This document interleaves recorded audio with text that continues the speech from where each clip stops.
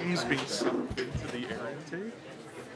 Good morning, everyone. I'd like to call to order this hearing of the Health, Finance, and Policy Committee. We have a quorum present. The first order of business would be approval of the minutes of April 12th. They are in your packets. Representative Bonner. Thank you, sir. Thank you, Madam Chair. I would like to move the minutes from April 12th, 2024. All right, thank you. So the minutes have been moved. Is there any discussion to the minutes? Seeing none, all in favor of approval of the minutes, please say aye. Aye. Opposed? Motion prevails. The minutes are approved. Thank you. So first thing on the agenda today is going to be, we're going to take up House File 4738, Representative Huot's bill. And just so members understand kind of what we're doing here, we have some of these provisions in are going to be in our omnibus bill, but we're also going to send Representative Huot's bill separately to Ways and Means with the funding for the we're calling the pilot project, or the there's another term that we're using for that. But Representative Huot will talk about that. Representative Huot, do you want to correct or amend anything I just explained there? Did I capture it okay? You did it so well, Chair. Okay, thank you. With that, Representative Huot has some amendments. So I'm going to first move that House File 3738, the second engrossment, be re-referred to the Committee on Ways and Means. And then there are some amendments that we need to adopt to get the bill in the proper shape. And so we're going to just walk through those, and I think it would be best just to adopt those one by one and have Representative Huot just tell us what they are so everybody understands what we're doing here as we move along. So, Representative Huot, I don't know if there was an order in which you wanted to take these. Do you want to start with which one do you want to start with? We can start with the A6, Madam Chair. The A6, okay. So I will move the A6 for Representative Huot, and Representative Huot, please explain what the A6 is doing. Again, these amendments, as you notice, we don't have a lot of white shirts in the room this time. Last time it was a little bit active. We have worked with all the groups and got them to neutral, if not supportive. These amendments are a part of their work with us to get this bill in the right position, so when we can do better work for the people of Minnesota through EMS. This amendment simply says that we need reports back. As you can see, and as both sides, the press conference yesterday with the Republicans are really clear, we're going to be putting money into this. We need reports back to the prospective chairs into us, and that's what this amendment is the A6. All right, thank you. Any discussion to the A6 amendment? All right, seeing none, all in favor of adoption of the A6, please say aye. Aye. Opposed? The motion prevails. The A6 is adopted. The A7 next, Representative Huot. Madam Chair, thank you. All right, I will move the A7 amendment. Please go ahead. The A7, Madam Chair, is simply the appropriations for a project that we're looking at may help response times in the dire areas of Minnesota that we know response times can be up to 90 minutes.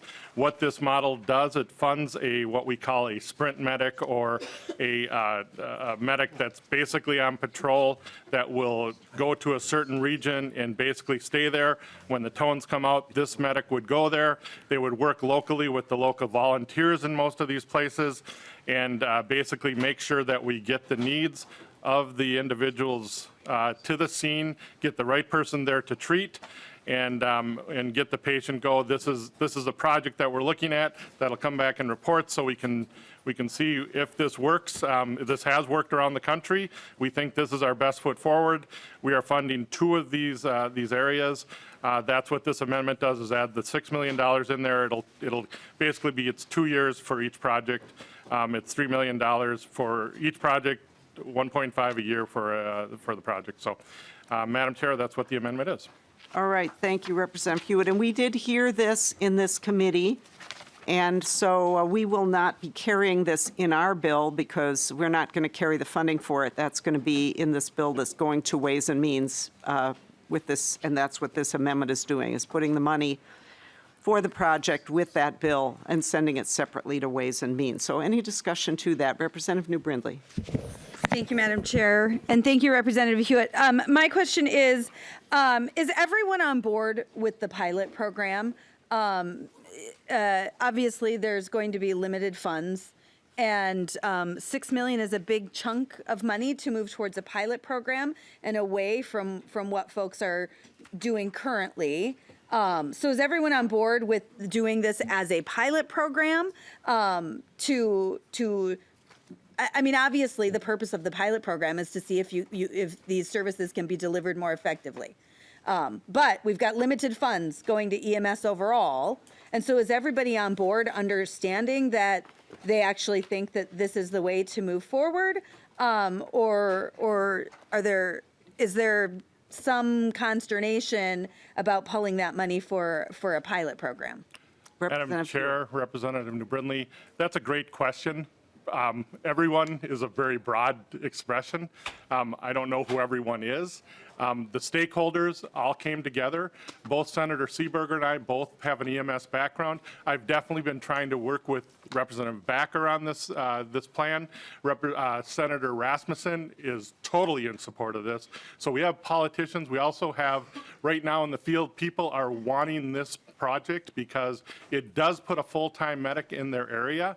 And we know through studies, Dr. Bielman, who of North Memorial Surgeon, has shown that if we get ALS care to a scene, we can have better outcomes, less expense if we do that. Everything points towards this. Alaska's been doing this. Some other parts of the country have been doing this. It's not new to us really because we used it in like Maplewood, Cottage Grove. It's a project that works good, especially when you have limited funds. And yeah, you're right. We do have limited funds, but if this works, this might be the area downline that legislators want to invest in and move forward with. Representative New Brindley. Thank you, Madam Chair, and thank you for that. And hopefully it will be an effective way to deliver services. I'm just quite concerned. We see this in several bills traveling that we're doing a lot of pilot programs this year. We're doing a lot of things that are not necessarily tested, not necessarily proven in a time that we have such limited resources.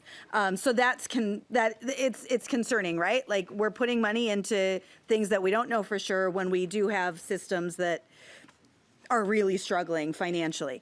My only other question, Madam Chair, perhaps this is for you or perhaps Representative Hewitt, where are the supplemental aid payments going to be traveling? Are they, this is going to Ways and Means, would this be, what target is this coming out of? Is it coming out of that EMS target or where is this, where are these funds coming from? So great question, Representative New Brindley. So there's been a lot of discussion and it's been kind of moving around, but there's sort of a separate line item for it. It will not be in our target. That's why we're moving this out.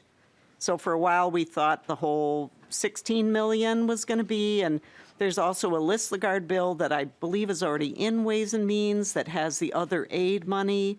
So that's why we're sending this separately to Ways and Means, and other people, not me, will be figuring out how this is all going to match together. And so there's a lot of discussion yet to be had on how all these pieces are going to fit, but they will not be in our bill.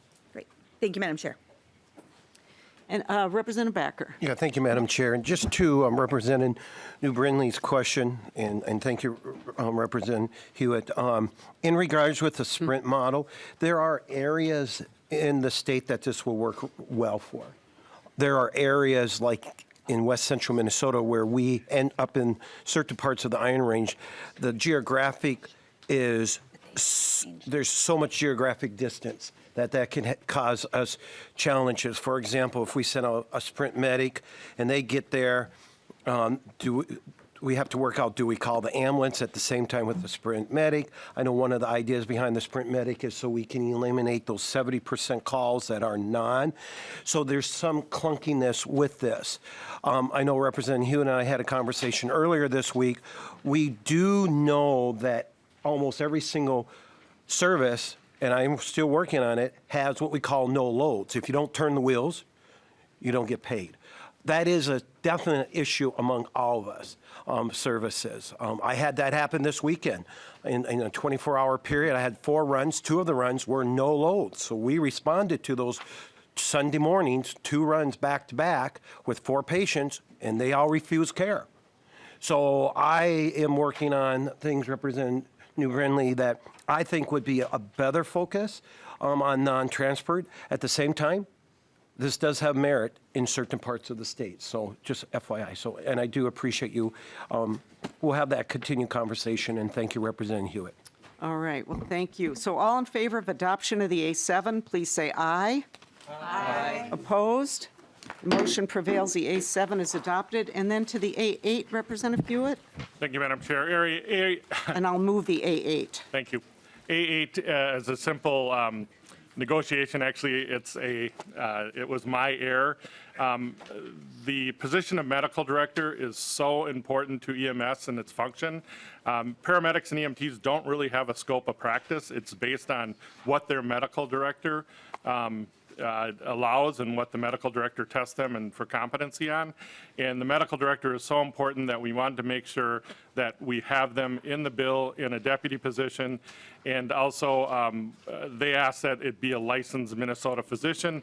I feel this is a great amendment, and I hope you can adopt it. All right, thank you. Any discussion to the A8? Seeing none, all in favor of adoption of the A8, please say aye. Aye. Opposed? Motion prevails. The A8 is adopted. And then to the bill as amended. All right. Representative New Brindley? Thank you, Madam Chair. And I think actually my question would be for our fiscal staff. My question is, the bill actually has changed. Has it been engrossed twice? Has it had 2 engrossments? I'm wondering that we have that original fiscal note with a very low cost, 2,000, but it looks like there have been some changes that could add additional fiscal cost. Are we revisiting that? Do we think that that's irrelevant? Where are we on that? Madam Chair, Representative New Brindley, so the forthcoming DE that we're about to discuss on the health budget bill carries language for the new Office of EMS and elimination of the EMSRB pursuant to the previous completed fiscal note. As this bill and its amendments are traveling separately to Ways and Means, there would be a separate discussion there to the language before that committee. So yes, it will be tracked, and yes, it has changed, but those changes are for the Ways and Means Committee to deal with at this point. Representative New Brindley? Thank you, Madam Chair. So we don't know yet what those additional, okay, great. We don't know yet what those additional costs are. Thank you. All right. And then Representative Bonner? Thank you, Madam Chair, and thank you, Representative Hewitt. I'm briefly going to say overall, thank you for your passion to this issue. I know how important this is to make sure that we get this right for Minnesotans. As the granddaughter of someone from the Bloomington Rescue Squad, my parents were on the Bloomington Rescue Squad. I appreciate it. But I specifically wanted to call out one piece, and I wanted to thank you for it. Is actually, I had raised my hand and it got missed, but I want to thank you both for the pilot. We're always looking for new and better ways to do things. I'm an agilist at heart, and I know that there's a lot of passion around these issues. And we're always looking for those innovative approaches on how we can better serve and how to test out new ideas, right? And so the idea being that if it doesn't work, we can easily redirect, but we can actually explore some of those innovative ideas. And I appreciate that it gives us the ability to use the feedback and lessons learned to really refine that process as we move forward and decide the best way to proceed. So I really appreciate that, and I just wanted to say thank you for that piece, Representative Hewitt. All right, thank you, Representative Bonner. So the chair renews the motion that House File 4738, the second engrossment as amended, be re-referred to Ways and Means. All in favor, please say aye. Aye. Opposed? No. The motion prevails, and the bill is on its way. Thank you, Representative Hewitt. All right, we're now going to turn to House File 4771, which is the health budget. Did I say something else different? Okay, House File 4571, the health budget bill. And before I start here, I just want to explain to members that, as you know, we're going to do markup tomorrow. So what we want you to do is, you have the bill in your folder, and you have the summary, the bill list, and you have the spreadsheets. And it would be great if you could make sure that all stays in your folder when we leave today. Unless you want to take it with you, which you certainly may, it's yours to take, but we're hoping that we won't have to reprint everything for tomorrow, because it's a lot of paper, a lot of work for the staff. So just want to say that up front, and I hope I'll remember to remind you at the end of the hearing as well, just so, we can do that. So the motion here, my motion will be that House File 4571 be re-referred to Ways and Means. And I'm going to move the DE2 amendment so it can be discussed, and we will discuss that today and take testimony, but we won't take any actual, any formal action on it. We will lay it over at the end of this hearing so that we can take it up again tomorrow for markup. So I hope that is clear to everyone. Is there any question about that process? Okay, great. So with that, I'm moving the DE2 amendment so that it can be discussed. And so what we schedule today is to have what we usually call walkthrough, and then take testimony on it. Rather than have the staff walk through the bill, which usually involves just kind of reading through the bill list.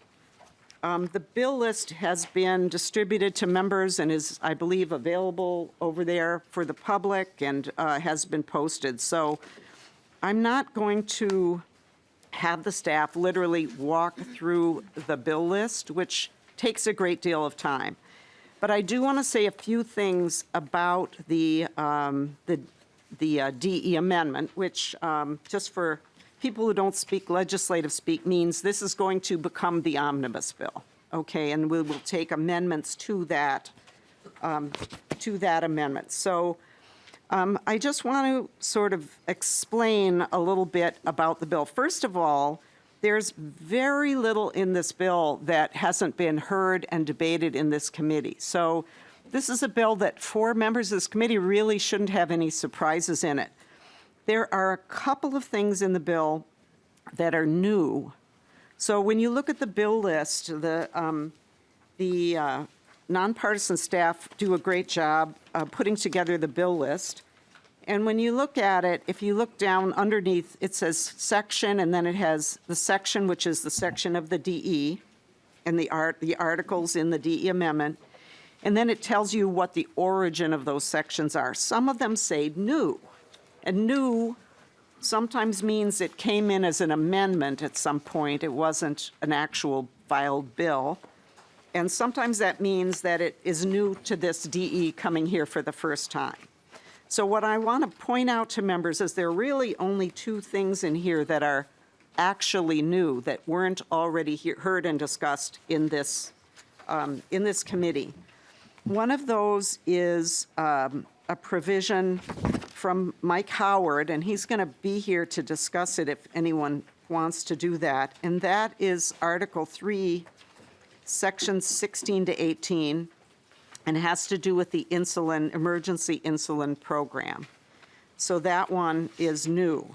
The other one is a provision that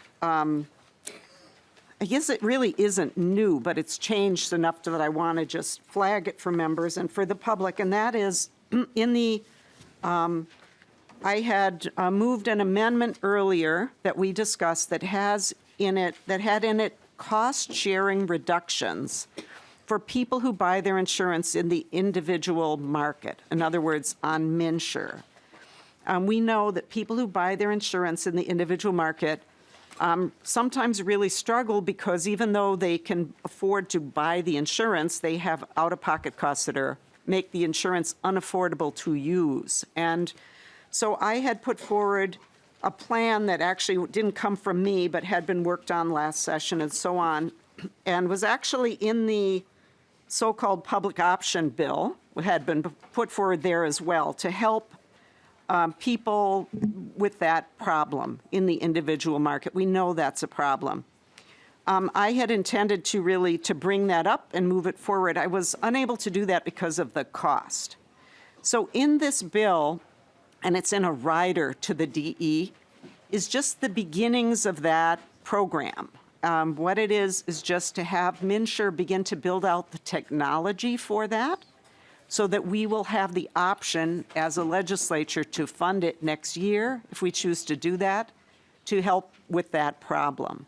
So I just wanted to flag that for people. It is in the, it's a smaller number on the spreadsheet, and we will get to the spreadsheet. Mr. Harney's going to walk through the spreadsheet because that's pretty hard to understand. But I just wanted to flag that for folks. So with the exception of those two things, there really isn't a lot in this bill that is new to this committee. But I do want to just mention a few things, and the committee will be pretty familiar with them, I think. So one of the things that this bill does that I am quite proud of is it really makes a lot of improvements to insurance coverage. I think everyone on this committee knows how I feel about insurance. I think it should go away as a way to fund health care. But in the meantime, we're stuck with it. And so we're making some improvements to have it actually cover some things that are very important for people to be able to access for health care. And one of those that I especially want to flag is the bill to cover orthotic and prosthetic devices, which actually has the most cost of any of these provisions. But it turns out that we're not covering that sufficiently in medical assistance. And when people can't get prosthetic devices that they need to be functional and to live full lives, that is a real problem. And so I feel very proud of our covering that. We're covering a number of other ones. We've all heard them in this committee. We're covering abortion care. We're covering amino acid-based formula. That was a Hicks bill. We're covering gender-affirming care, although that's been heard on the floor. We're also, it's been heard, I should say, in another bill, but we're also carrying that here. Scalp prosthetics for people who've had cancer, and Representative Hemmingson-Yager's bill to cover whole genome sequencing. So those are all in this bill. There are also a number of provisions to improve access and make insurance more functional for people. And one of those is the prior authorization reforms. Those are in this bill. As I mentioned, the cost sharing reduction, getting started on that. So those are some of the things that are in this bill. We're doing a lot for pharmacists and pharmacies in this bill. We heard a lot of testimony here about some of the problems that are happening. There are actually 3 bills that we're including here. I would say pharmacy is kind of I would say sort of a big winner this year. We didn't do enough for them last year, and now we're, I hope, making up for that. We're increasing the dispensing fee. We heard about that in here in testimony. That's a Bonner bill. We're hearing another Bonner bill that expands pharmacists' authority, or actually maintains it, but also expands it to give immunizations, to do certain testing, to be paid for that. So we're including that here. That was kind of a licensing and scope of practice bill, but it had general fund costs, so we couldn't carry it in that other bill. And the same thing with, we're carrying the bill that's been called PEP and PrEP, which is to allow pharmacists to cover and prescribe and administer HIV prevention drugs. So those are 3 pharmacy-related bills that are in here. In addition to, as I mentioned, some changes to the emergency insulin program. There are also a number of provisions in here for to help consumers, and those are provisions from Representative Ryer that are to help with medical debt, which I'm very, very happy that she's done that important work, and very proud to be carrying that in this bill. Some other things from Representative Bierman having to do with oversight of HMOs, very important hospital closure bill from Representative Smith, other work, community benefit work from Representative Bierman, and a little tweak to the 340B reporting. That was my work with the Department of Health that I think will help us in the future understand better where money is flowing in our health system. Very importantly, in this bill, we have a lot of mental health provisions. Those are from Representative Fisher and some also from Representative Hicks. You heard she had a bill recently in this committee. There's a version of her bill in here where we're figuring out the rate for children's crisis services. We're not actually implementing that. As we talked about, we don't have the money to do that right now, and we don't know what that will be, but we are telling the department to figure out how to do that in the future. And then there are quite a few mental health provisions in this bill, and I'll talk a bit more about that in a moment. And then another thing I'd really like to flag, we are carrying this bill, a ban on flavors in cannabis. This is the only cannabis provision we're carrying. As you all know, there's a large cannabis bill that's moving separately. For various reasons, this bill, this ban on flavored cannabis could not be carried there. We are carrying it in this bill. It just bans adding flavors to smoked cannabis, is essentially what it is doing. So that is certainly not a complete run-through of what is in this bill. We can certainly take some questions when I get done here, about what's in here, and the staff are here to answer questions as well about what's in here, what version of a bill is in here, and so on. And that is all flagged in their document that you all have in front of you. I just do want to mention before we go to Mr. Harney to talk about the spreadsheet. So we have, as you all know, we started out with a very small target in this bill. Over the 4-year span, we had a target of $9.5 million, which is, for the kinds of things that we have to deal with here in this committee, that's a very tiny little target. Because of various cancellations and our ability to tap some other pots of money, we're actually totally spending, or I could say repurposing, a total of $43 million in this bill, okay? Of that, about $26 million is going to mental health. So although, a lot of these provisions were given more detailed work in Representative Fisher's committee, in Chair Fisher's committee, Human Services Policy, this is I think all of us here on this committee recognize that mental health is a big area of need in the state.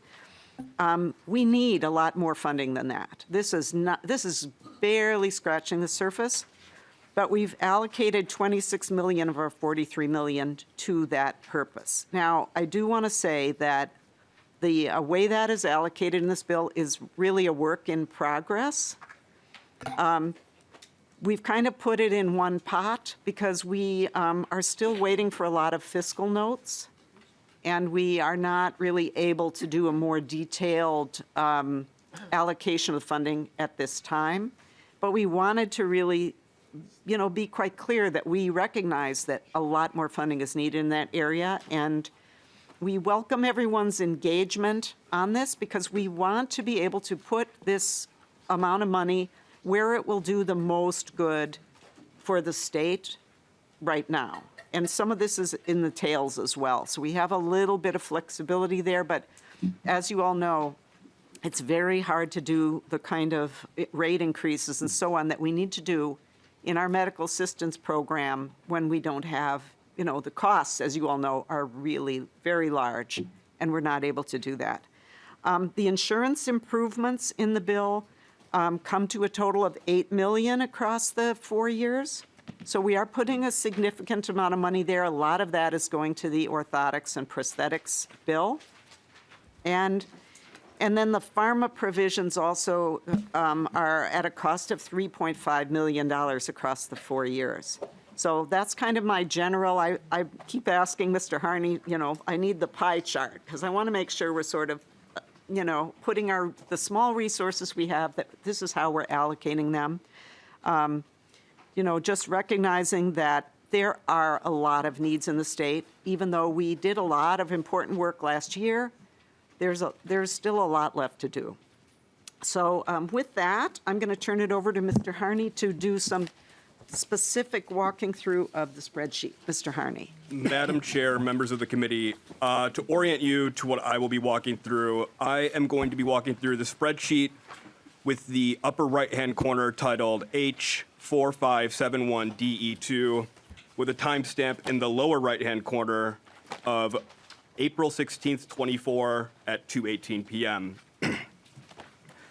Chair Liebling just mentioned this ago, but beginning on line 5, you'll note the total general fund net increase that the DE approves. This aligns in fiscal years 24 and 25 with the budget resolution adopted by the Committee on Ways and Means, and it entails the global target agreement that was agreed to with leadership for $5 million in fiscal years 26 and 27. For page 1, I'm just going to draw attention to the sum totals at the department breakout level. Line 47 is the Department of Human Services. Line 57 is the Department of Health. Line 65, while it says the health-related licensing boards, is more accurately described as the Board of Pharmacy. Line 72 is the Emergency Medical Services Regulatory Board. Flipping to page 2, the Department of Revenue aid amount is not included in the House position on the DE, beginning on line 79. Line 105 are impacts to MNsure. Line 113 are impacts to the Department of Management and Budget. And lastly, line 121 is the Department of Commerce. Just to be extremely clear, the bold lines on those lines I referenced are the net sum of all fund spending and not necessarily general fund spending. Those amounts are broken out below. I'm going to begin my more detailed walkthrough on page 2, beginning on line 178, with impacts to the Department of Human Services.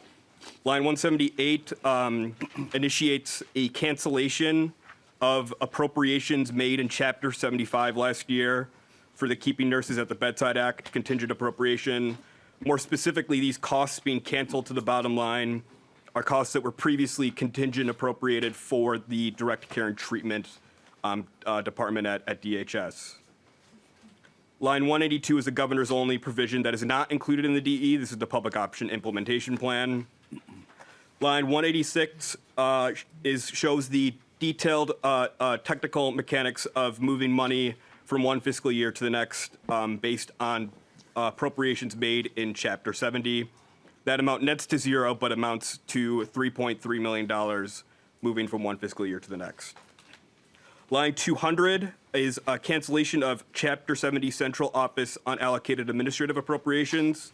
If members on this committee serve on either Human Services Finance or Children and Families Finance, you've seen similar cancellations for unspent FTE dollars there.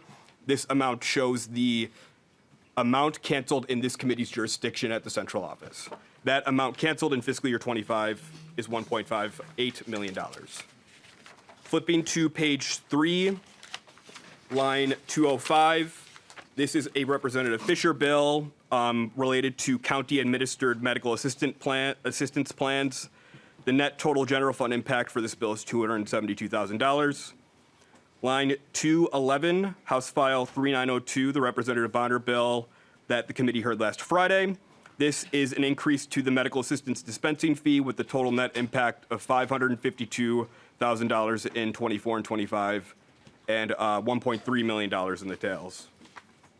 Line 219, another Representative Bonner bill, expands the pharmacist authority to administer vaccines. The amount of cost funded to the Department of Human Services in this bill for this provision is $137,000 in fiscal years 24 and 25 and $250,000 in the tails. Line 224 is the HIV PrEP coverage for public health programs at DHS. The total net general fund impact here is $220,000 in 26 and $268,000 in 27, with a healthcare access fund impact totaling $110,000 in the tails. I will note just that the DE is intended to align the commercial coverage for this provision with the public health programs coverage for this provision. Line 233 235 are no cost to public programs health insurance mandates that the committee heard and are in the DE. Flipping to page 4, the same can be said on line 237 and 239. Line 241 are costs to the public health programs for the coverage of orthotic and prosthetic devices. The total general fund cost for this provision in the bill is $900,000 in 24 and 25, and $4.6 million in 26 and 27. And the Health Care Access Fund cost for this provision is $150,000 in 24 and 25, and $751,000 in the tails. Like the other previous mandates, the scalp hair prosthetics has no public health care program cost on line 259. Line 251, the chair mentioned this as a place where money's held for mental health, is the provision in the Representative Hicks and Fisher bills related to respite care services grants. That general fund amount for the grants is $8.1 million in 24 and 25, and $17.8 million in the tails. Line 256 is a cost for an amendment that the committee heard last Friday for a report to develop an MA benefit for children's residential mental health crisis stabilization. The total cost of this provision is $204,000 one time in fiscal year 25. The next line is 261, another amendment that the committee heard last Friday related to an update for the mental health procedures codes reports. This is a report to do that. The cost funded for this in this bill is $200,000 in fiscal years 24 and 25. And lastly, at the Department of Human Services is a governor's budget provision that the House accepts that conforms state healthcare programs to federal rule for DACA recipients. This net impact that you see here are savings to the Healthcare Access Fund amounting to $1.8 million in 24 and 25 and $4.5 million in the tails. Madam Chair, that concludes the walkthrough of provisions at the Department of Human Services that are funded in this bill. I'll begin next on line 1506 with the Department of Health provisions. This is a governor's proposal to tether the 988 suicide and crisis lifeline fee to 12 cents. That position is accepted in the House position. The House accepts another budget neutral item on line 1508 for health maintenance organization financial exams. The House accepts the governor's budget proposal in the DE for a reduction to the background studies appropriations made in Chapter 70. That amount is $2.8 million to the State Government Special Revenue Fund each fiscal year ongoing. And the next three budget neutral items in the governor's budget are accepted in the House position: the Health Professionals Clinical Training Expansion Grant Program, an update to the account for loan forgiveness repayments, and supplemental nursing services agency updates ending on line 1519. Line 1521 is a cancellation of additional appropriations made in Chapter 70 and Chapter 75 for the Keeping Nurses at the Bedside Act in the 23 session. The amount of savings this provides the DE is $1.4 million in 24 and 25, and a little over $1 million in the tails. Line 1525 is a Representative Huot bill for natural organic reduction. The costs listed here are for the State Government Special Revenue Fund, amounting to $140,000 in 24 and 25, and $101,000 in the tails. Line 1529 is a Representative Bonner bill. This is the MDH side of the ledger for the expanded pharmacist authority to administer vaccines. These are general fund costs, and the costs funded in the DE are $381,000 in 24 and 25, and $557,000 in the tails. All of the health insurance mandates are listed under the Department of Health. This just notes that they responded to a fiscal note that had no impact to the agency, but they're yet still listed here. So that covers from lines 1533 to 1543. Line 1545 is a Representative Aiken bill for updating groundwater thermal exchange device permits. The amount here is de minimis and focused on the State Government Special Revenue Fund, excuse me. Line 1551 is a Representative Bierman bill to provide more oversight for HMO transactions. The cost to the Department of Health funded in the DE is $629,000 in 24 and 25, and $1.3 million in the tails. Line 1555 is a Representative Curran bill that the committee heard on Friday. This one's a little different in that it just shows a base adjustment to the health protection budget activity at the Department of Health for $58,000. I understand that it is the intent that the Committee on Labor and Industry covers the cost in fiscal years 24 and 25 for this provision. Line 1599 is a Representative Chair Liebling amendment that the committee heard last Friday for RFI for hospital capacity needs assessment. The amount funded at MDH is $150,000 one time. And lastly, at MDH is the Representative Smith bill requiring further notice of public hearings for hospital enclosures, and again, de minimis cost from the general fund to provide the required appropriations for the department. Madam Chair, that concludes MDH. I'm going to get into the Board of Pharmacy and other agencies listed here. Line 1734 is a governor's proposal for legal costs, for coverage of legal costs that are borne out of the Board of Pharmacy.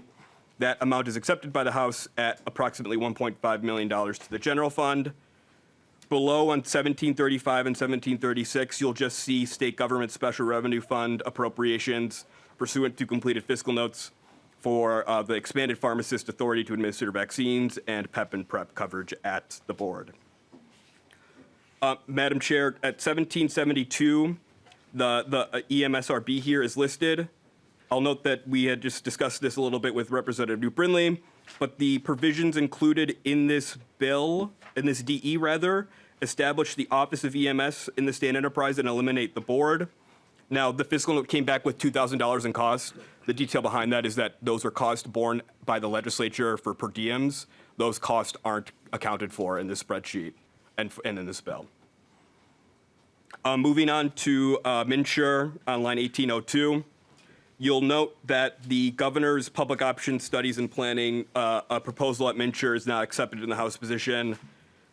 Same thing as MDH. There are a chunk of insurance mandates that just note that the department responded to fiscal notes that had no cost. And lastly, on 1812, are the costs that Chair Liebling noted are for MNsure to begin the technology and administrative requirements for a cost-sharing program the bill establishes beginning plan year 27. Line 1812 is cost for the Department of Management and Budget. The House and the governor positions both show, bleeding over to page 8, a reduction for the appropriations for keeping nurses at the Bedside Act, amounting to $232,000 one time. I believe Representative Liebling mentioned this, that the next line below that is the insulin repayment account transfer initiated by the Commissioner of Management and Budget. This is the Representative Howard bill, or amendment rather, in the DE in Article 3. That amounts to a $50,000 transfer from the Healthcare Access Fund into the insulin repayment account beginning in fiscal year 25. Lastly, Madam Chair, the Department of Commerce begins on line 1834. The House position does not accept the governor's proposal for public option studies and planning on line 1837. On line 1838 is a cancellation of the remaining balance in the premium security plan account in fiscal year 26 of $8.8 million.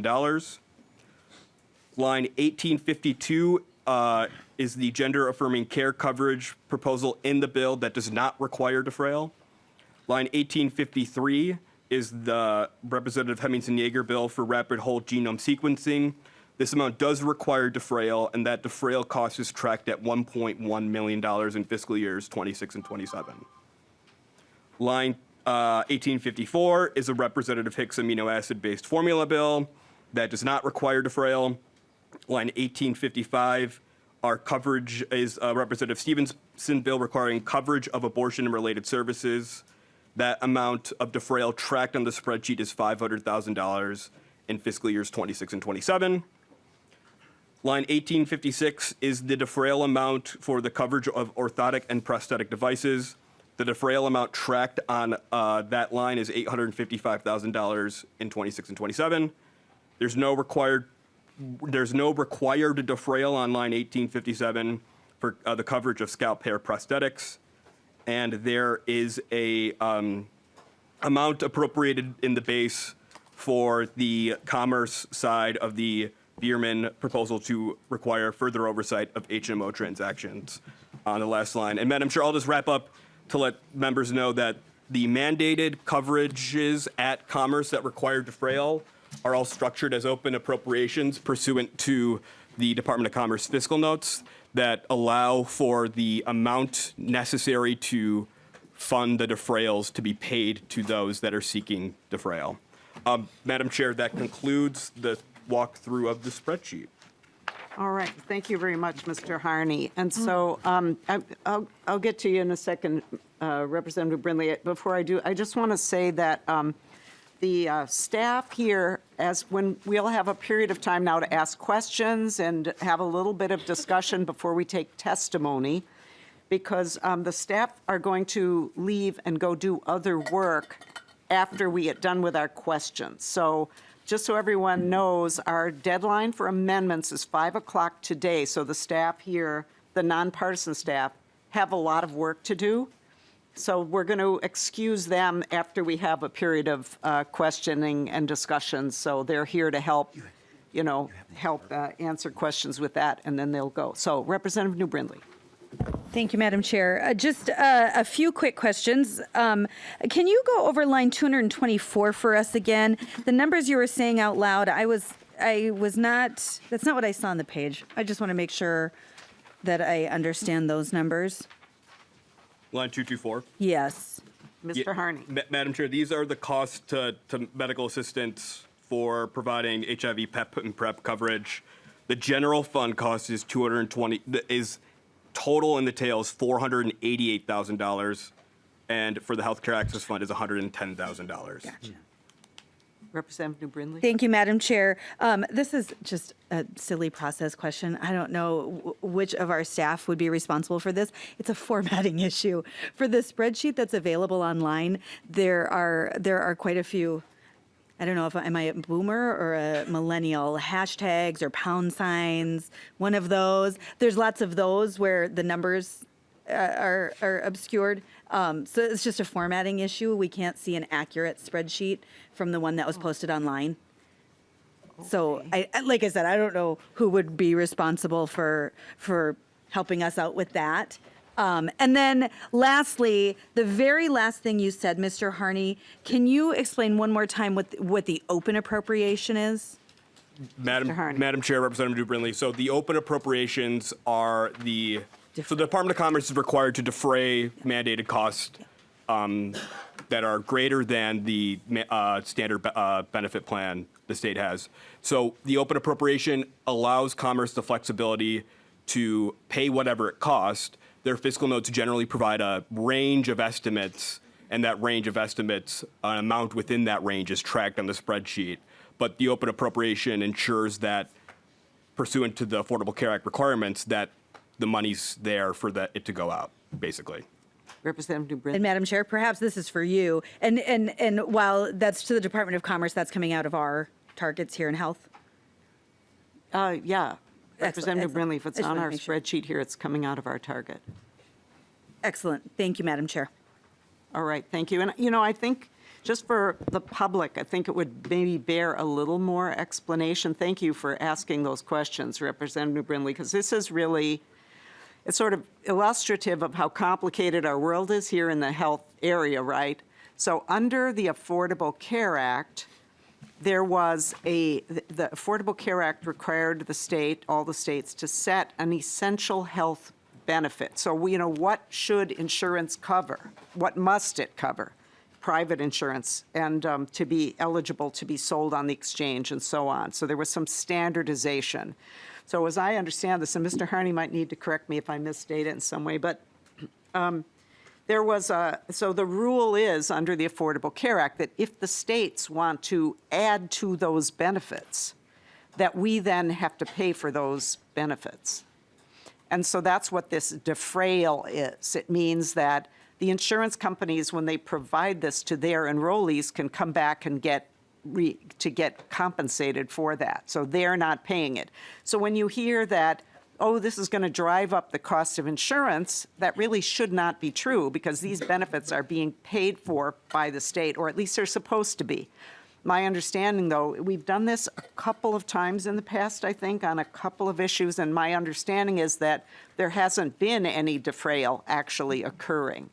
But the money is there to do this. Now, it's a little strange because we also have been doing reinsurance, where we pay for a lot of the insurance companies' higher claims. We pay them back for money that they have to pay for claims for their enrollees. So we're kind of, in theory, paying on both ends, and that just goes back to my initial comment about insurance. So I will leave it there.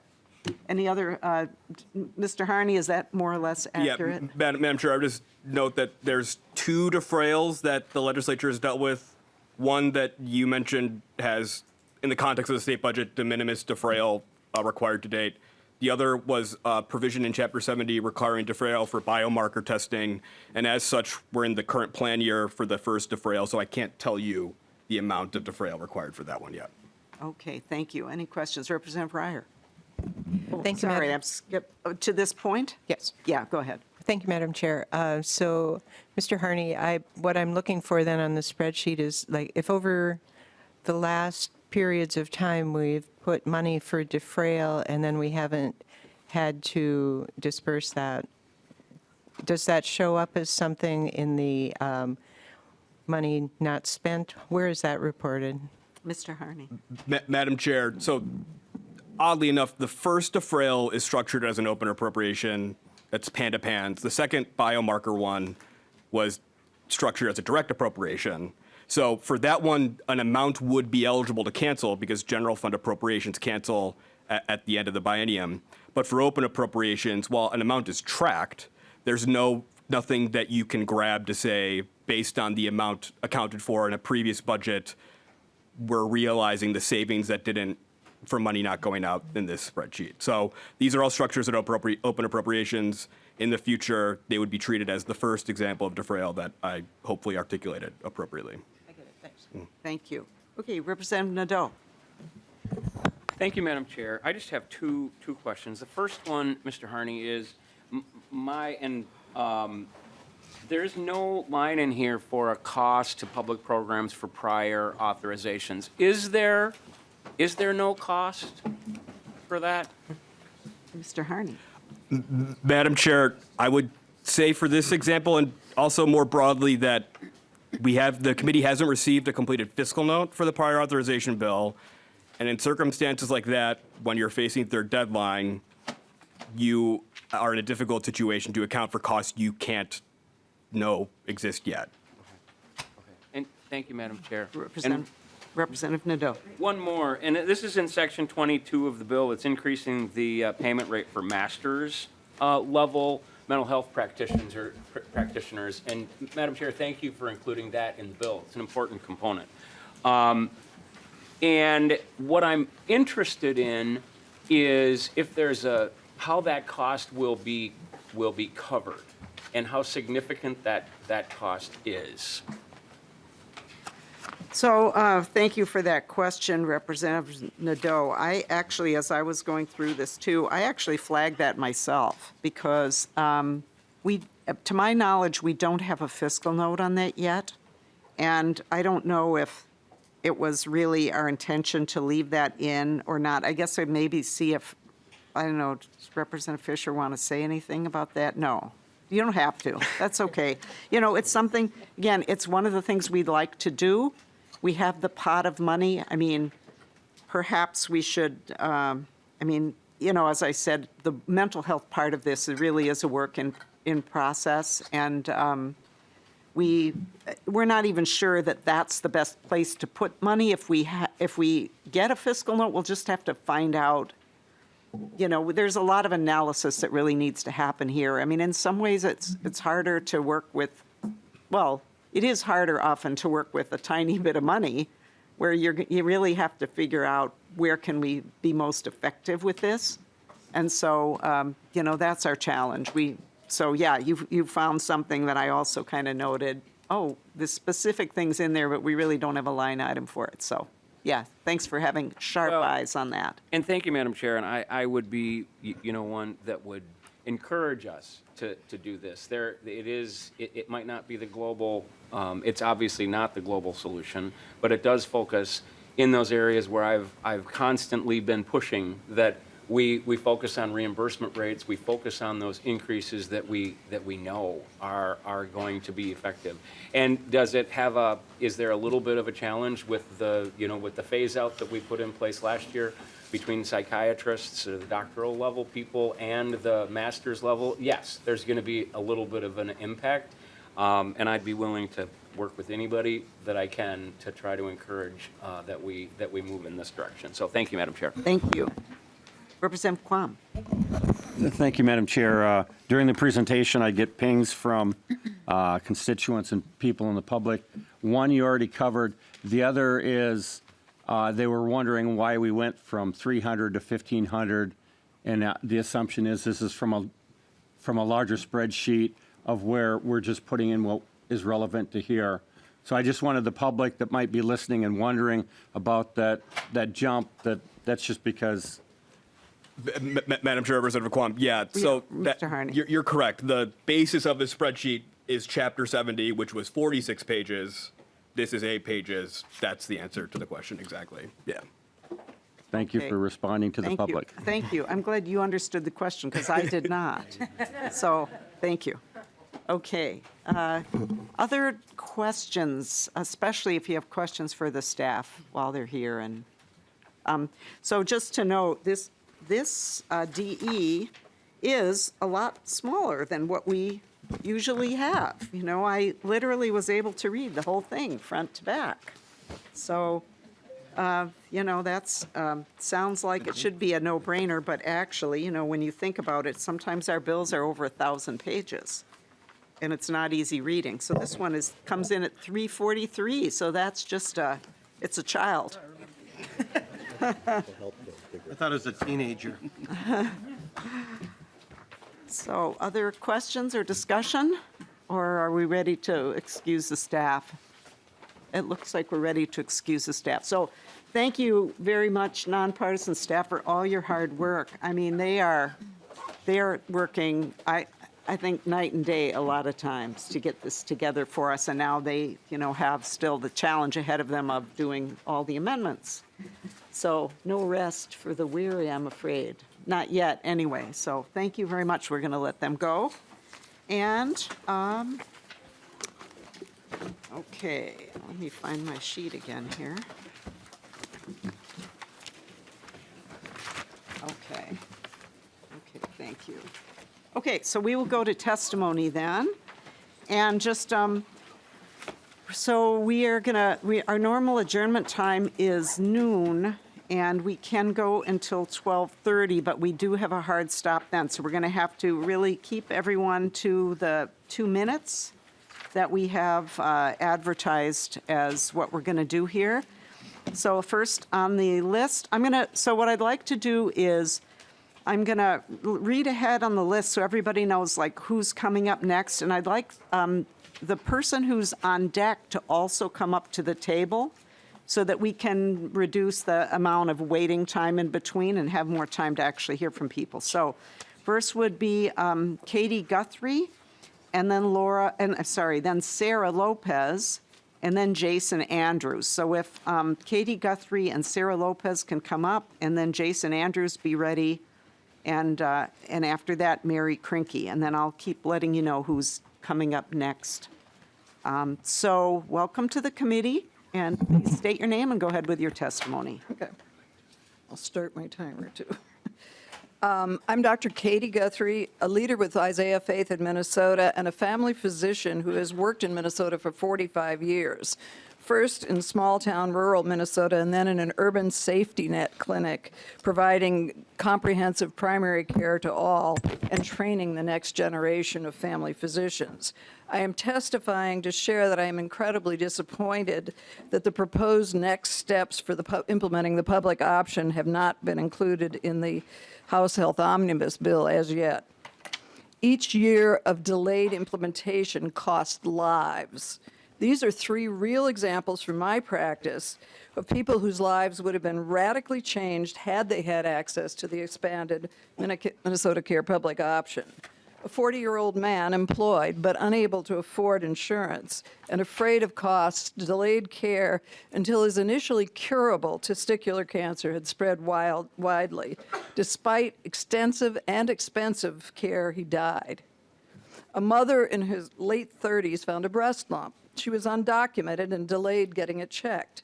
While a state screening program covered the diagnosis of her breast cancer and emergency assistance covered her surgery, there was no coverage for the follow-up care and long-term treatment she needed. When she returned to care, she had metastatic bone cancer, which is not curable. She has young children at home. A self-employed friend of mine was only able to get insurance with an unaffordably high deductible. She delayed testing for life-threatening sleep apnea until she was in heart failure.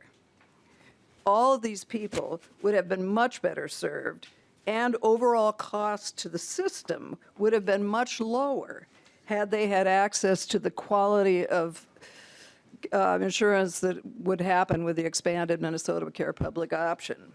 On behalf of the uninsured and underinsured Minnesotans whose lives and livelihoods are on the line now, I implore you to implement the next steps in the expanded Minnesota Care Public option in this session. Thank you. Thank you for your testimony. Sarah Lopez? Yeah, and I really would like the next person to come up to the table. Jason Andrews? Welcome to the committee. Thank you. My name is Sarah Lopez, and I'm Policy Director at Unidos Minnesota. Chair Liebling and members of the Health Finance and Policy Committee, Unidos Minnesota is an immigrant-led, statewide organization building power for Minnesota working families to advance social, racial, and economic justice. We speak today to express our strong support for the following provisions included in House File 4571.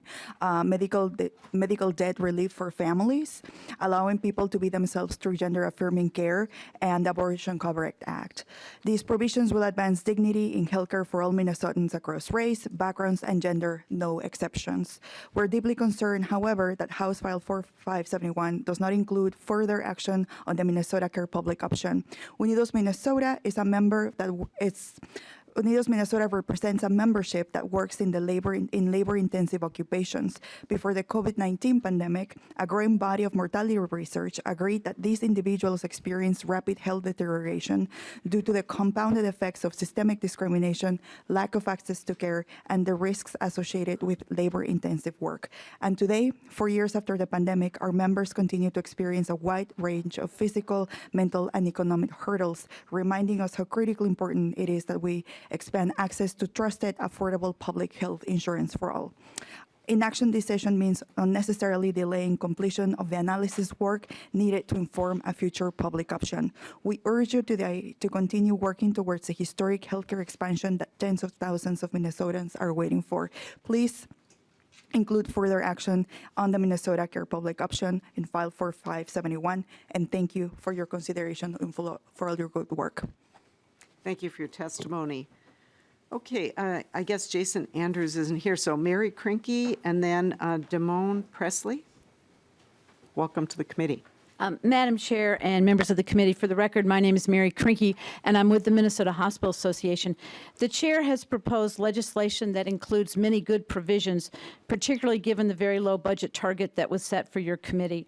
My comments today are in order of the bill, not necessarily in order of MHA's priorities. Article 1 establishes a future cost-sharing reduction program for persons enrolled in a silver plan, raising the actuarial value to 87%.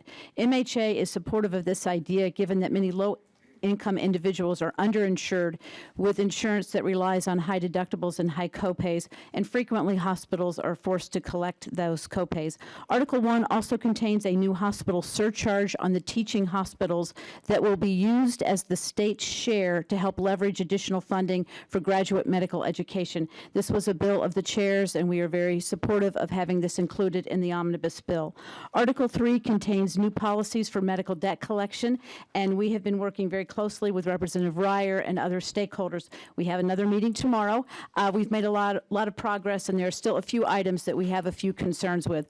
Article 4 contains the numerous provisions of the prior authorization bill of Representative Bonner's. With healthcare workforce shortages, we must place a higher priority on physicians' time.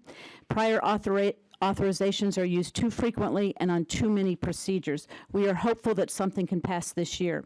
Article 5 contains the new transparency and reporting requirements for hospital and service line closures. We've been working with Representative Smith on this language. We still have some concerns about the 182 timeframe for closures. We might need to continue that work. Article 5 is a recommendation by the chairs for an evaluation of healthcare needs and care capacity. We support this baseline information that we think it's really important to know where healthcare services are located, what we have, and what the projected needs are. And finally, I just want to mention one other item in the bill, and that is Article 9, which is the mental health provisions. MHA strongly supports those provisions. We know additional funding would make that section even better. Thank you for your consideration. Thank you, Ms. Krinky. Okay, Damone Presley, welcome to the committee. And after Damone Presley will be Michelle Benson and then Jay Belsito. Welcome. Good morning, Chair, Liebling, and community members. My name is Damone Presley. For over 15 and a half years, I've been free from drugs and alcohol. My calling in life is to help others experience a life free from addiction. This has brought me to Twin Cities Recovery Project to lead their commercial, tobacco, nicotine, and youth sensation programs.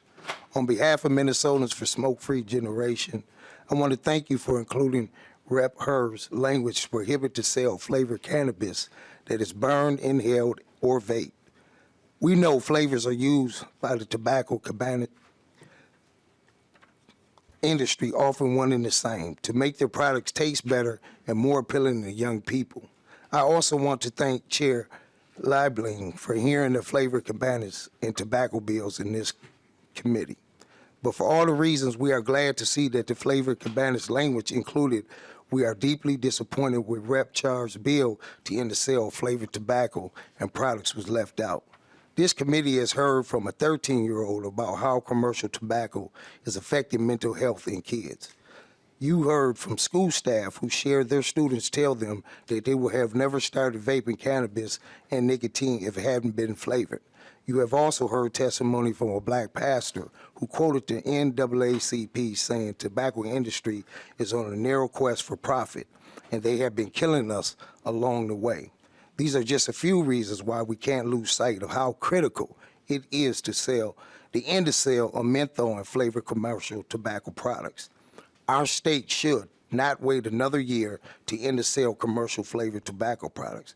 Passing these policies together will ensure the legislation can fully reverse the youth tobacco epidemic, spare cannabis policy with a focus on prevention and public health, and address racial and health equities. Thank you, Chair Liebling and the committee members. Thank you for your testimony. Okay, Michelle Benson, and then Jay Belsito, and then Dan Andreessen. Welcome. Madam Chair and members, Michelle Benson with the Health Plan Partnership of Minnesota. We appreciate this committee's work to provide an accessible, affordable, and stable healthcare ecosystem in Minnesota. We appreciate the exclusion of the public option, Madam Chair. Sometimes we have overlap in unanticipated ways.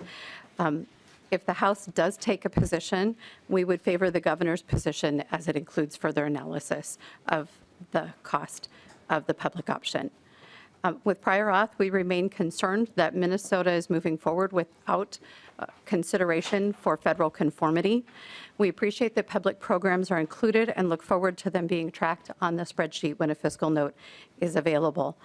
We support the 2020 law being applied to public programs if there is a compromise position to be taken on prior auth. When we look at the repeal of for-profit HMOs, Madam Chair, we are opposed to that repeal. It does not improve access. It will not result in savings. It will disrupt care for those Minnesotans who are currently enrolled in the two for-profit HMO licenses. A reminder that HMOs, regardless of type, comply with the same regulations at Commerce, MDH, the federal medical loss ratio, and the state medical loss ratio. Any excess funds are returned to the payers. The Department of Human Services selected one of our for-profit HMOs to provide coverage for more than 30,000 PMAP lives. With these provisions, those enrollees would once again have to go through redetermination. Their care would be disrupted, and the continuity of care, as you know, is so important for that population. We would like to see the cost of that tracked on this spreadsheet because redetermination for 30,000 people is not without cost. Please oppose the repeal of the for-profit HMOs. There will be less choice, increased cost, and disruption of care for those who are enrolled in PMAP and MNsure. Moving forward, we are concerned about the cancellation of the premium subsidy account. We are facing deficits in the near future, and having funds available for flexibility in future decisions will be important. Members, we thank you for your work. Thank you for your testimony. Jay Belsito and Dan Andreessen, and then Matt Schaefer. Welcome to the committee. Thank you. Hello, Chair Liebling and members of the committee. I am Jay Belsito, an organizer at Gender Justice. I'm here in support of requiring health plan coverage of gender-affirming care and the Abortion Coverage Act. Through our work to advance gender equity and secure reproductive freedom, we know the harm that barriers to access cause. We know the desperate measures people resort to when insurance providers deny them coverage for abortion care. Pawning wedding rings, forgoing grocery shopping for a month, selling their stove. These are all true stories that we've heard from people who had health insurance but were still denied abortion care they needed. They then faced the prospect of absorbing unexpected out-of-pocket costs of $750 or more. That's a significant expense for anyone, and people who are insured and paying premiums are being forced to pay for that time-sensitive care on their own due to politics. If there's one thing that Minnesotans have made clear over the past couple years, it's that reproductive freedom is central to our values. In polling, Minnesotans have told us they overwhelmingly support abortion rights, and also that they want abortion care to be accessible and affordable for all. Nearly 70% of Minnesotans say they want everyone in the state to have equal access to abortion, regardless of location or financial status. This legislature has responded forcefully and resoundingly. You've gone to great lengths to change our state laws and ensure that they regard abortion care, as the majority of Minnesotans do, as an essential health service. But not all insurance providers have gotten that memo. They can still choose to cover abortion care only in limited circumstances like rape and incest, or not at all. Too many of them have made that unfortunate choice. This hurts providers and it hurts people. It delays care that's often needed urgently, or it puts it entirely out of reach. It's time to clear away one more of the barriers to abortion access standing between Minnesotans and the care they need. It's time to end insurance companies' discrimination against people who need abortion care. It's time to support bodily autonomy for all by passing the Abortion Coverage Act and ensuring coverage of gender-affirming care. Thank you, Chair and members of the committee. Thank you for your testimony. Mr. Andreessen and then Matt Schaefer. Welcome. Madam Chair, members of the committee, Dan Andreessen with the Minnesota Council of Health Plans. There's a letter in your packet outlining our full comments on the bill, so I'll only focus on a couple of key provisions. First, thank you for the inclusion of the state-funded cost-sharing reductions in Article 1 as a way to help Minnesotans afford coverage in the individual market who find themselves in plans that don't match their financial situation. Understanding that there is a budgetary issue, we would request starting these reductions before 2027 because of the impacts we expect to see in 2026 with the end of reinsurance and federal ARPA subsidies. Second, the council continues to have concerns with the significant prior authorization changes in Article 4. As I said in previous testimony, we want to address problems that occur with council member health plans. We've told provider groups, if you come to us with specific problems, we will come back to you with specific answers and solutions. But we oppose broadly eliminating the use of PA because of the complexity and cost of health care. The testimony you heard this session was regarding concerns in the self-insured market and Medicaid. Because of federal preemption, employers in the self-insured market cannot be compelled to change their use of PA through state law. However, you can if you have concerns with Medicaid. The 2020 law established PA criteria requirements, and PA approval timelines was not applied to state public programs. And the council suggests being targeted in adopting the language in Article 4, Section 17 to address the concerns you heard from patients. Going further will have significant impacts on patient safety, and patients will pay more for their care. Lastly, regarding the coverage mandates in Article 4, we would request consideration of moving the effective dates of these mandates to 1/1/26 because health plans are already finalizing their 2025 products for Commerce and MDH to review. Some of the mandates in the bill will take some time to build into our insurance plans. The prosthetics mandate significantly changes the way that we currently cover these services, and we're working with the proponents on that language. Implementing coverage for the abortion mandate will also take time, as plans will need to get creative to comply with this requirement, while also not violating federal requirements prohibiting the use of federal tax credits for all abortion services. It's not accurate that this is a choice by health plans. We have to follow federal law. Developing a policy to comply with 2 different regulations to the satisfaction of state and federal agencies is no small task. Thank you. Thank you for your testimony. Matt Schaefer and then Buck Humphrey. Thank you, Madam Chair. For the record, my name is Matt Schaefer. I'm the Government Relations Director for Medica, a Minnesota-based nonprofit health plan serving 700,000 folks in our state. I want to start by answering 2 questions that were posed earlier with respect to cost of frail. Number 1, it wouldn't be appropriate for us to ask for a cost of frail for a mandate if we're already covering the services. For our case, that's PANDAS. The second piece is those don't apply to employer-sponsored coverage, so that's one clarification. I do want to raise some concerns with respect to Article 4, Section 35. That's the Essential Community Provider Bill. And when this was heard in committee, we made the commitment to work with the hospitals that brought it forward. And first, I do want to publicly thank the representatives from those hospitals for the open dialogue. They are great representatives of their organization. Unfortunately, we were not able to reach that middle ground. We did propose a compromise of commercial reimbursement minus 15%. We understand that wasn't enough, and unfortunately, I do have to say for the record that we do think that's going to be a cost driver potentially for your members in greater Minnesota. I also want to publicly thank the committee for working to honor that commitment to extend coverage requirements to Minnesotans who are on public assistance as well as private coverage. There may be places where we already cover things. There may be places where we could be doing a better job. And what we would just ask is that if you're going to put in a consumer protection, let's do it for all Minnesotans. I don't think anyone wants to send the message that, hey, we support consumer protections as long as you're not elderly, disabled, or poor. That's not a great message. So thank you for not sending it. Last, Madam Chair, I do want to thank you. You put a lot of work into a budget every year. You put a lot of effort in, and although we might not always agree on things, such as our existence, I do appreciate all the work you put into this. Thank you for acknowledging that, Mr. Schaefer. Your personal existence, of course, I support completely.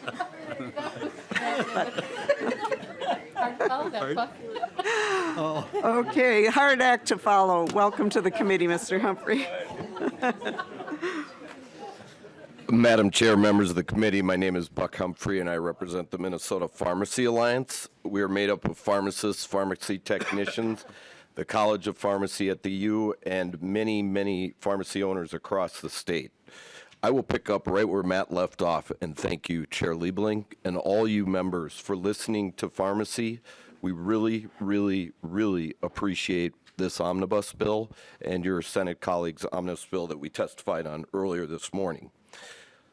This bill will do a number of helpful things for maintaining vital pharmacy critical services for our patients in our local communities.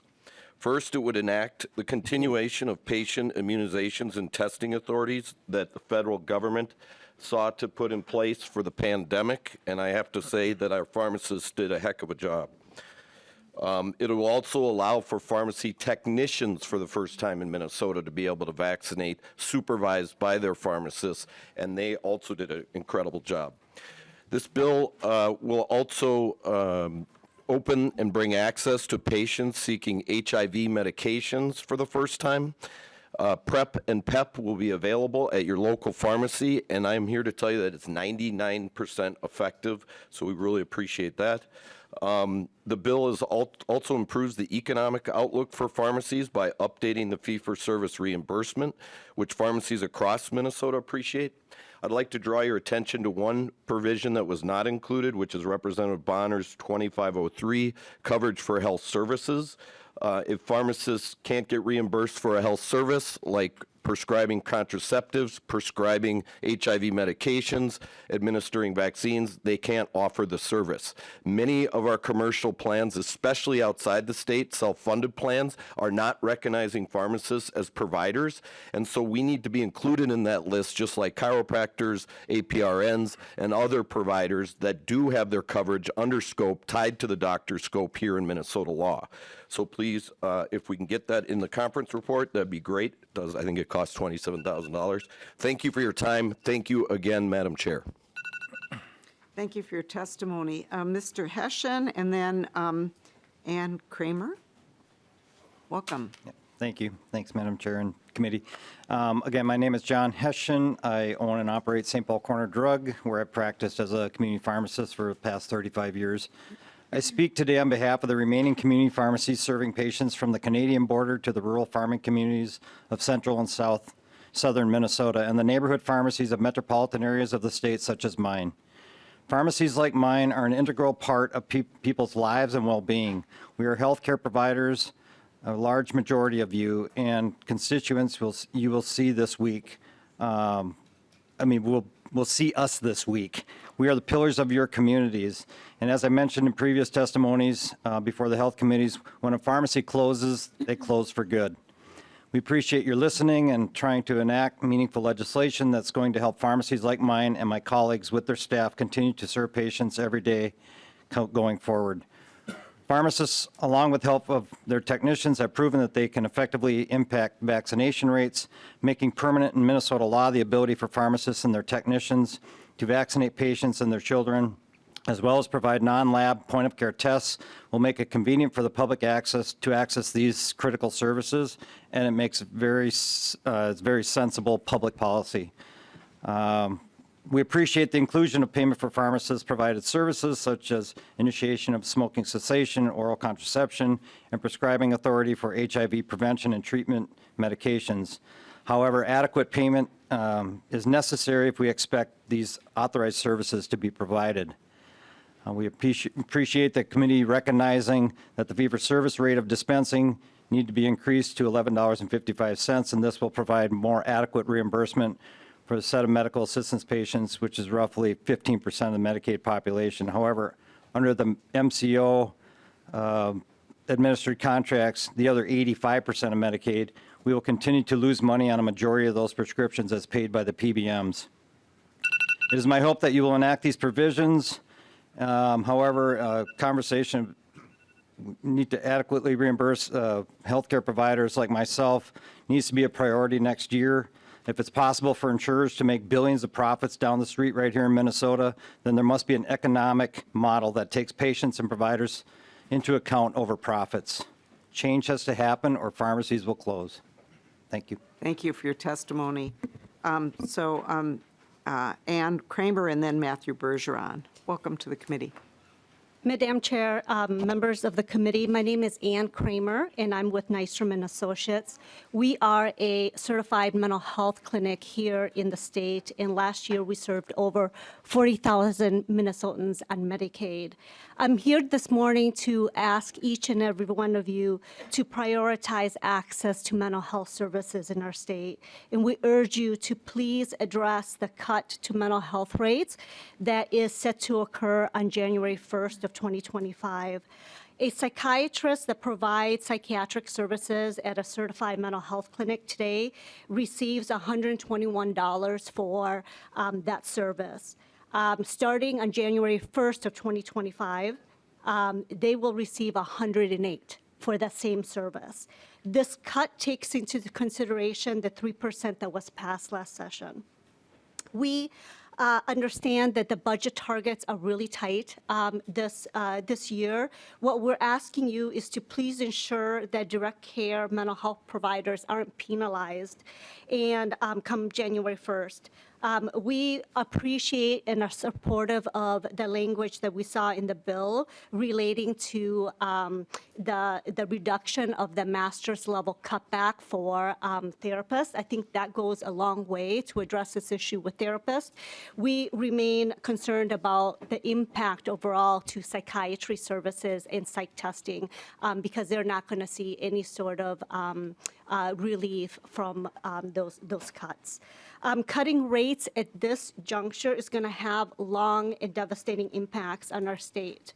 Programs will close and mental health providers will stop taking Medicaid. And what happens when direct care providers stop accepting Medicaid? individuals who need care go without getting care, and the quality of services are compromised because they don't have a lot of choice in terms of the providers that they can access for services. And how do I know this?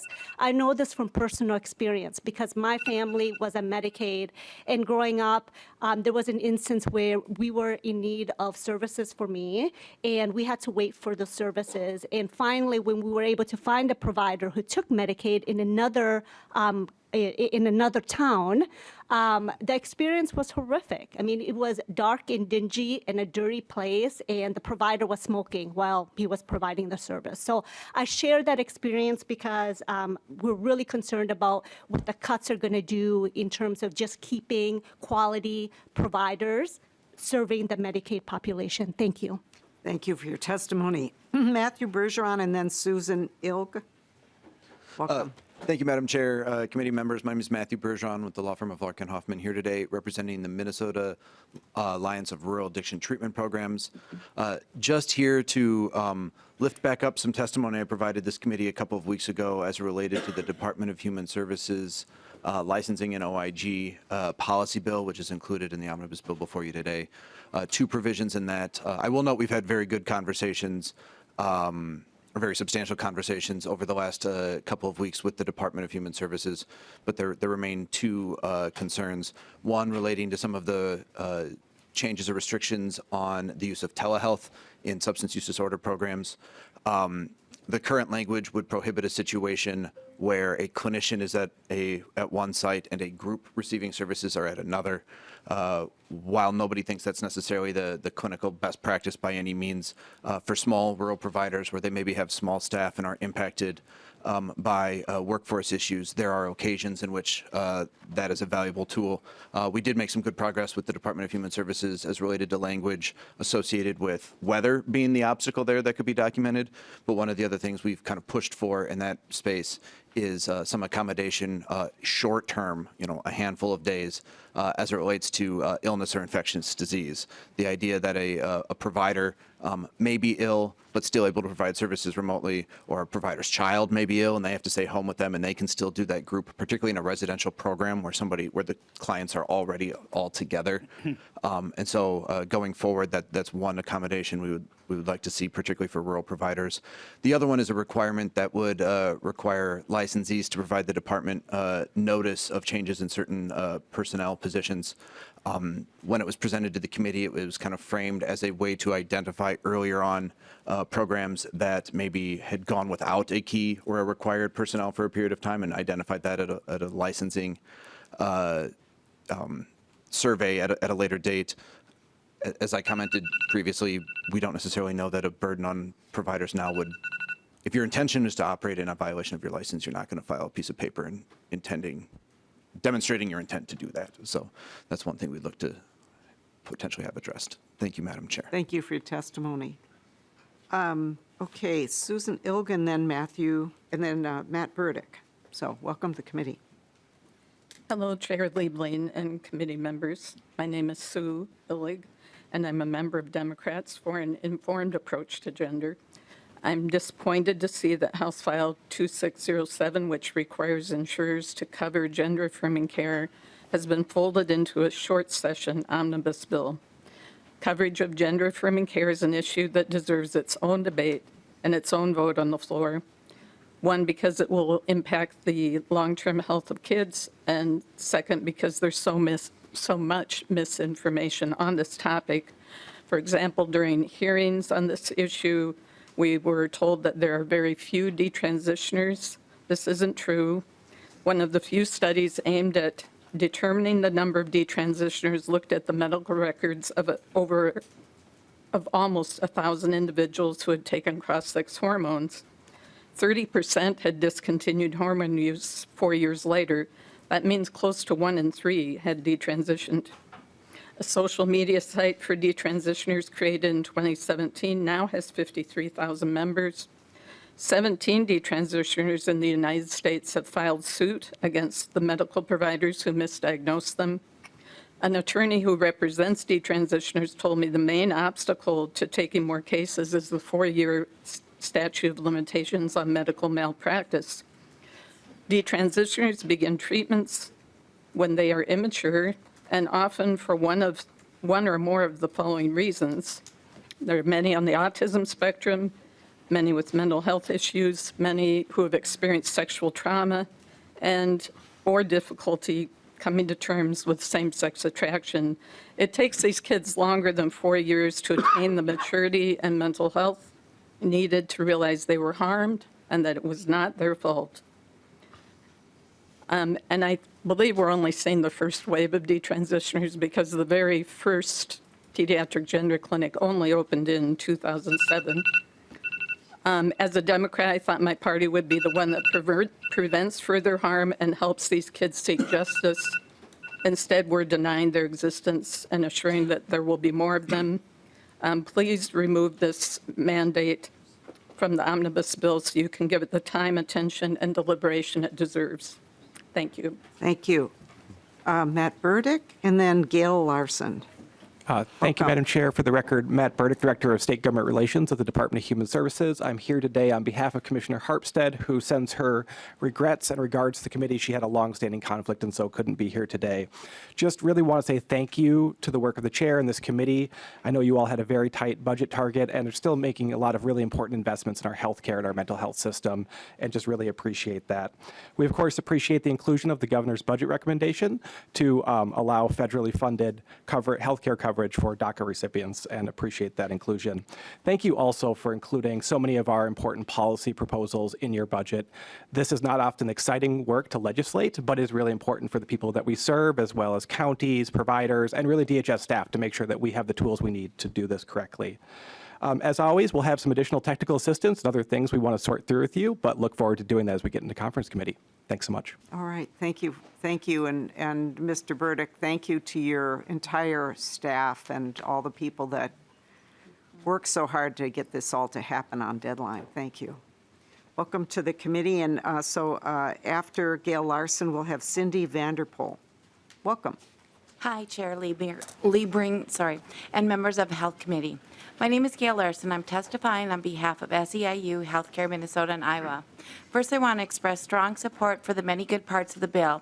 Thank you for including House File 4853, which creates new protections for HMO conversions, and House File 3539, which requires nonprofit HMOs.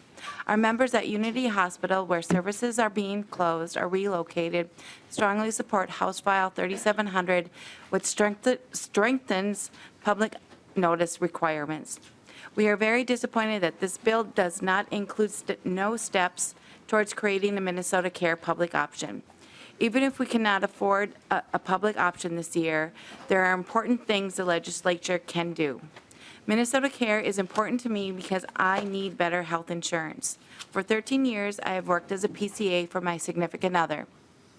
I had to give up an accounts receivable job with a financial services company that had good health insurance. As a PCA, my current insurance has a $6,000 deductible. I have diabetes, which requires medication and regular doctor visits. But more recently, I developed a knee pain, and that would shoot up and down my leg and in my back. After lots of tests and treatments, I had a knee surgery, which has helped. But now I have over $8,000 in outstanding medical bills. It feels like I'll never get caught up or get ahead. Right now, I would not qualify for Minnesota Care public option because I have employer insurance. But the state's home care programs are changing in ways that will create the opportunity for many caregivers like me to get coverage through Minnesota Care public option. When the PCA program transitions to community first services and supports, if my clients choose the new budget model, I will work directly for them. Since each client employs just one or more, a handful of people, they won't offer health insurance. I could then be eligible for Minnesota Care public option. It would be much better than my current unaffordable employer plan or the private MNsure plans I might otherwise have to use. A public option would have lower cost sharing so I could get care when I need it without fearing the big bills. Thank you. Thank you for your testimony. Cindy Vanderpool, welcome. Thank you, Chair and members. For the record, my name is Cindy Vanderpool, and together with my husband, We own and operate Pastures of Plenty Farm in Kirkhoven, Minnesota. On behalf of myself and Minnesota Farmers Union, I want to share my concern that this package does not include a next step to the Minnesota Care public option, and my sincere hope that you will be able to address it going forward. I've been coming to St. Paul for years now to testify in support of allowing people to buy in to Minnesota Care.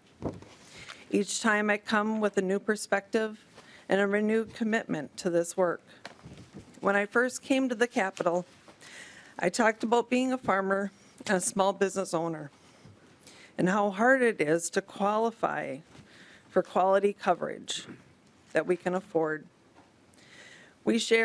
I have shared that we are always afraid about getting hurt on the farm or getting sick, and to provide financial, that would prove to be financially devastating for our farm.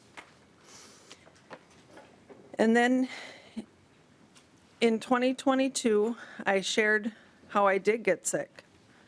I was diagnosed with breast cancer in 2021, undergoing 2 different surgeries and 33 rounds of radiation treatments.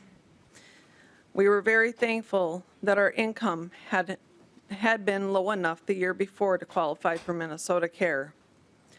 I don't know how we would have kept our farm going without Minnesota Care and all my bills. And I can say it is worth expanding Minnesota Care. Now, today I am cancer-free, but again, without insurance. We earned too much money last year to qualify for Minnesota Care. And looking at the plans on the individual markets, we have started to ask ourselves, does it pay to get Minnesota Care? The public, sorry, to pay the premiums for Minnesota Care or insurance out of our pocket, or to pay just out of pocket for all my medical bills? I have to ask you to wrap up, please. Yep. I want to be clear, we are not rich. We take home $2,400 a month for Josh and I to live off of.